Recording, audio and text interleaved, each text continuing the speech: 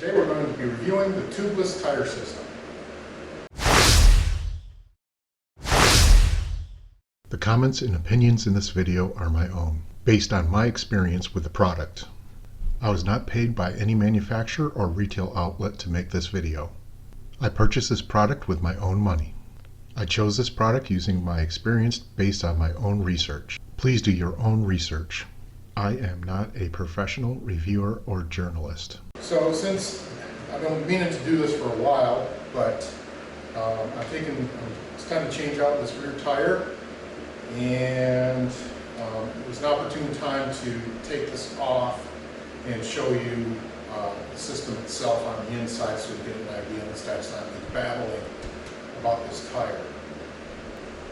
So this is not a installation review or anything like that. There's plenty of those online. I'll see if I can't link to a few at the end of the video.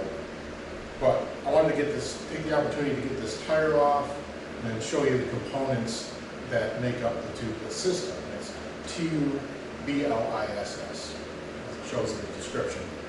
I've had the system on here for about 3.5 years, something like that. It recommends to change the inner bladders, which look like a tube from a 10-speed bicycle, yearly. I have not done that. The front tire, I did it after 2 years, and that was my fault. I pinched it when I was changing out the tire. And that's one thing you have to be careful of when you're changing your tires, not to pinch the tube that's inside of the, I guess it's called the membrane. Once you've done it a couple of times, it's fairly easy. Both the front and the rear have done really well. I've seen people complain in videos that there's pinch flats. Never had a pinch flat in 3 years. Somebody was concerned about some type of desert plant poking through your tire and in through the membrane and into the tube. That is not possible. The membrane that's on the inside, which I'll show you later, it's a red membrane, which is kind of like the tire outside of the 10-speed bicycle tube. Protects it, and unless you're running paper tires, that ain't going to happen. So you run a good tire, and you're not going to have any problems at all. I've had but one flat just recently on the front, and that was some type of puncture penetration. It only went through the tire, it didn't go through anything else, and it was a slow leak, so that wasn't a big deal. I've ridden this with zero pressure on it, just to test it. I've ridden zero pressure at the dunes. However, outside of trail use, I would just use not less than 6. It gives you a little bit of buffer there, so you don't get a sidewall pinch flat. And that's another complaint people have. Well, if you have a sidewall pinch flat, you're done. Not the case. This system that holds the air in employs a rim lock, and it's also a 360-degree rim lock. So that's the Tubliss system, that 10-speed bicycle tire tube, the inside-out membrane or bicycle tube holds 360 degrees with that air pressure that's in there all the way around. It holds this tire in. So this thing could have a gash halfway around, and you'd still be able to ride it home just as long as it didn't flop off, which I doubt that would ever happen. So I run about 9 psi unless I'm in some, if I'm riding in some rock or really technical stuff. I'll keep it around 9 psi for normal trail use, and pretty much I haven't really gone back to going to 6. Pretty much it handles everything. With the tires that I use, that 9 psi works pretty good. I wouldn't go below 9 psi on the front tire, like I said, unless you're in really extreme conditions, and even then, protecting that rim, protecting The sidewall, I think 7, 8, 9 PSI will keep you out of the weeds. However, like I said, I've run 6 PSI without a problem. The system, which we'll show you, consists of tape around the spokes inside the rim, 10-speed type bicycle tire tube. I keep calling it that, but it's not. It's what it looks like. That goes in there, then this membrane with a rim lock on it. And those 3 components push out against the tire, and then you fill that space outside of that with air. And as I stated before, this thing has been a great system. I think if you're riding competition, if you're riding strictly single track, it comes off your truck, you go to the trail, you go to the trailhead, comes off your truck, goes on single track trail, back on your truck, and you're gone. Moose might be a better option for you. I've never run a moose before. People seem to rave about them. So that may be an option if you're only on trail. I think this probably meets the performance of the moose. It also gives you the opportunity, while they're not DOT rated, I've run these at highway speeds. I've run them, and I'm not recommending you do that. This is what I do. I've run them off-road, trails, and any place you can take this WR, I've ridden it, and it does not, it does well. There's no doubt about it. If there's a puncture to the tire, it's just a simple tubeless plug, cut it off, you're done. Remain there for the life of the tire. Because I'm not talking about a commuting situation where you're extended highway periods every day, that kind of thing. Strictly, this is a trail bike, but I do use it to either get to the trail or connect trails together. So I'm not using this for ADV adventures, that kind of thing. It's strictly a trail bike. However, I have run this from here to an OHV area or from here to trails on pavement for short distances, maybe to 20, 30, 40 miles, something like that. But the intent of this bike is for off-road. Now, I do balance these wheels, and this system is very heavy. So you've got the rim lock, you've got an additional tube, and you've got that whole membrane that's in there, and it does need to be counterbalanced. And I use the reusable wheel weights. I balance it myself, and this works perfectly. I've been on gravel roads. I've done 100 miles an hour, and it doesn't go out of balance. I've used this on pavement, on highway speeds for short durations, 60, 70 miles an hour. Perfect, not a problem. So once you get it balanced, I recommend balancing your tires, unless you're doing motocross or something like that, where every ounce is a concern. Balancing your tires just makes for a smoother ride, especially if you're traveling at high rates of speed. So, but I can't say enough about this tubeless system. It's $100 a tire, but it's definitely worth it, especially if you ride alone. You're not out there messing with tubes and things like that. I don't see anything on the trail that would wreck this system that you couldn't get back. And even if you were to damage the system and lost the air inside the bladder, which the bladder is at 100 psi and whatever you're running on the outside. If you lost the pressure inside the bladder, you've still got the rim rod that could get you home. If you were that concerned about it, personally, I wanted to get away from carrying tubes on me and all that stuff. So I can run right now off-road without an electric pump, without anything but a small fork type hand pump. Looks like a stick, and you can pump it. And it's really for forks, but it's got a high pressure to it. The inner bladder, you run at about 100 psi, and that's what you need that for. But it makes quick work of pumping up your tire at 6, 8, 9, 10 pounds. So I'm going to get this tire off and we can take a look at what's inside. So this is the membrane or the bicycle tire that I was talking about on the inside.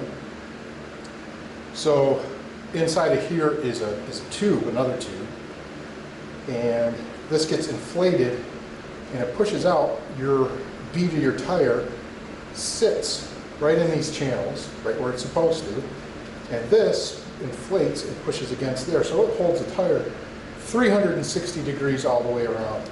This is a very tough membrane. An agave or something like that's not going to poke itself through there. If you get a 10-inch nail, it's probably going to go through anything that you've got. The only thing that's going to save you maybe is a moose. And here's the rim lock. And the rim lock works like a regular rim lock. The tube actually goes through here. You've got to be careful not to tighten this down too much, otherwise it will pinch your tube. You're just supposed to tighten this down until it meets the rubber inside the tire. Not sure if you can see through there, but the part of the rim lock is the low pressure side valve stem. So this gets a nut on it, which compresses this rim lock down just like a regular rim lock, and then you do your normal pressure through here. And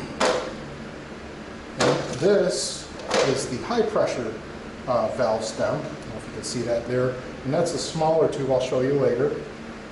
That's a smaller tube that holds the high pressure 100 psi inside of there to give you your full rim lock. They recommend changing out that bladder inside once a year. They're cheap, they're like 10, 15 bucks, something like that. This one's 3 years old, never changed it out, never even took it out of here. Swapped 2 or 3 tires, 4 tires off of it, and have not had an issue. You just got to be careful with your spoons. You don't want to grab underneath and pinch that tube. It's like anything else, you don't want to pinch your full-size tube. And that's, I mean, it's a pretty simple system. This is 11 foot-pounds of torque on that, or until it meets the rubber in the tire. I don't torque it, I just make sure that I haven't over-cranked it. And like I said, you need to monitor the high-pressure side. I mean, just like every ride, you're going to check your low-pressure side, check your high-pressure side too, and make sure that you've got the poundage in there, and just top it off. So we'll get this bladder out, or this membrane out, and show you the bladder.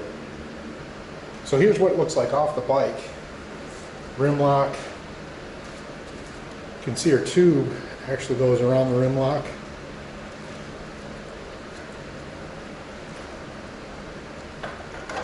Keep calling it a tube, it's actually a bladder. And that's what that looks like. So this one's just timed out and needs to be replaced. Still feels pretty good, but I just don't want to push my luck. I'm 3 times the life on it, so you can't really complain about that. So that's the inner. There's the membrane. Let me grab the rim and I'll show you the tape on the inside. So this is the rim tape. And again, all this stuff, installation videos are online that are way better than I could do for you. But as you can see, when you lay this in there, you don't get a good impression that it's going to seal up for you, but you can see it's actually sucked up right around the spoke nipples. I mean, it's a pretty good seal.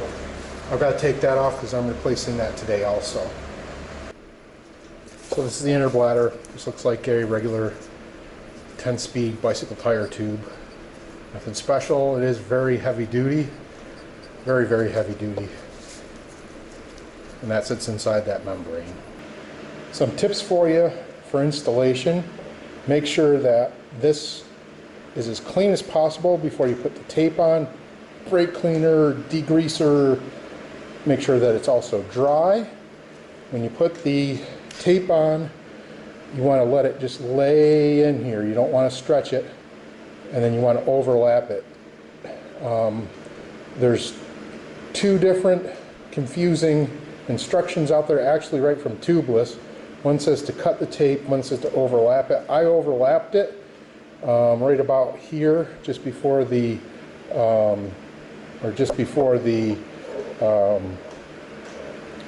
rim lock between the high pressure valve stem and the rim lock.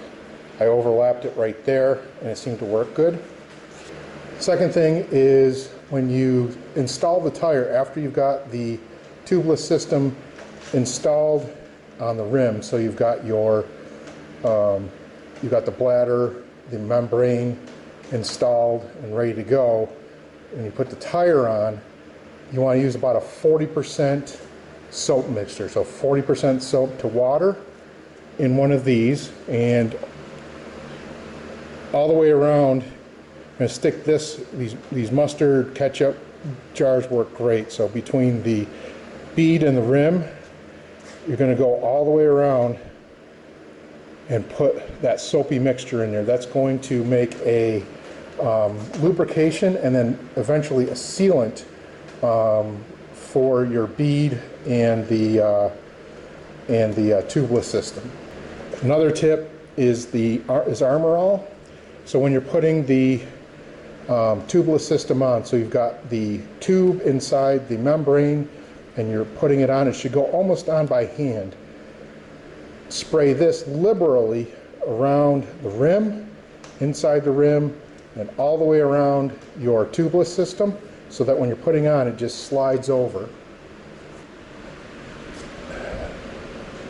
So there's a finished product. This is the existing finished product. Really can't tell, other than there's two valve stems. I messed around with this for most of the day, but I was doing a couple other things at the same time, so I would say I probably had to pull the wheel off, remove the tire, scrub the rim down so that it was perfectly clean, replace the inner bladder and put all that stuff back together and get the tire back on, get it balanced. Was probably about an hour and 45 minutes worth of work. You can change a tire on this just by pulling the air out of the tire, obviously, removing the air from the bladder, and then loosening up the rim lock, and the whole tubeless system stays in there. Pop the old tire off, put a new tire on, and it's actually quicker than messing around with a tube, I think. So tubeless system, excellent. I think for a guy who's doing what I do, trail riding, some single track, a little bit of everything, all mostly off-road except for interconnecting trails and stuff. I think it's a great system. Some people think that the Moose is great. Some people complain about the tubeless. I've had nothing but good luck for 3 years. I've ignored the maintenance policy of replacing the tubes once a year. This tube was 3 years old. I replaced that tube at 2 years old because I messed that one up. This one, it just timed out. I should have done it 2 years ago. So tubeless system, definitely worth the $100 a side. Traction and ease of tire repair. When your buddy's out there messing around with pulling his tube out, patching it, or putting a new tube in, you're plugged and on your way in probably about 5 minutes. So tubeless system, definitely worth the money. Thanks for watching. Please comment, subscribe, like, and share. Adios.